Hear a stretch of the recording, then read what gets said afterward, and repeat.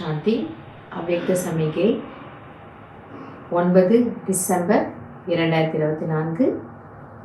இன்னைக்கு பாபா என்ன சொல்றாருன்னா, जो दिल से सेवा करते व याद करते हैं उन्हों को मेहनत कम और संतुष्टता ज्यादा होती, और जो दिल के स्नेह से नहीं याद करते, सिर्फ नॉलेज के आधार पर दिमाग से याद करते व सेवा करते, उनको मेहनत ज्यादा करनी पड़ती, संतुष्टता कम होती.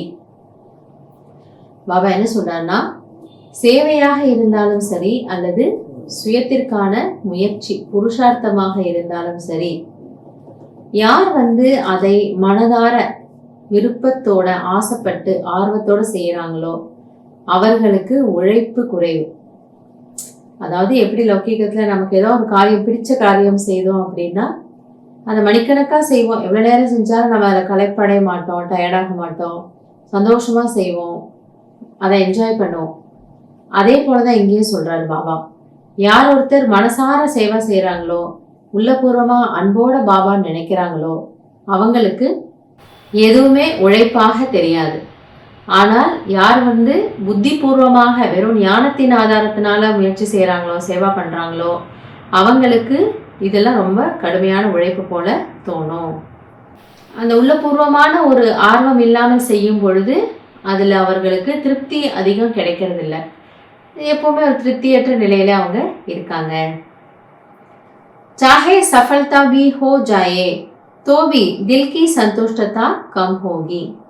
ஒருவேளை அவர்களுக்கு வெற்றி கிடைத்தாலும் கூட நல்ல ரிசல்ட் கிடைக்குமா இருக்கும், ஆனாலும் அவங்க என்ன ஃபீல் பண்றாங்க அப்படின்னா திருப்தியே இல்லை.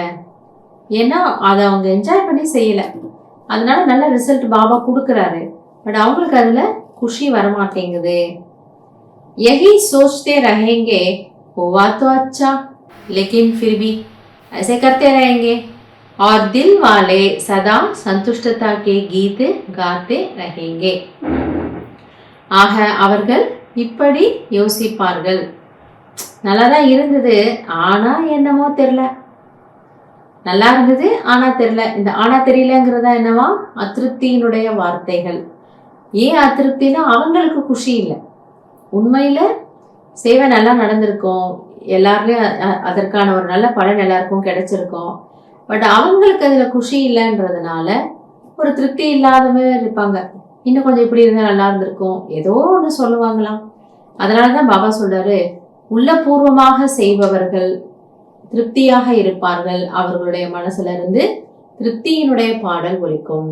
சாரமா பாபா என்ன சொல்ல வர்றாருன்னா, நீங்க புருஷார்த்தமோ அல்லது சேவையோ அதை உள்ளபூர்வமாக செய்தீங்க அப்படின்னா உங்களுக்கு அது ரொம்ப குஷியா இருக்கும். அப்ப நீங்க அதுல ஒரு திருப்திய அனுபவம் செய்வீங்க. அதனால எதை செய்தாலும் நம்ம எப்படி செய்யணும், மனதார குஷியா திருப்தியா செய்யணும். நல்லது. ஓம் சாந்தி.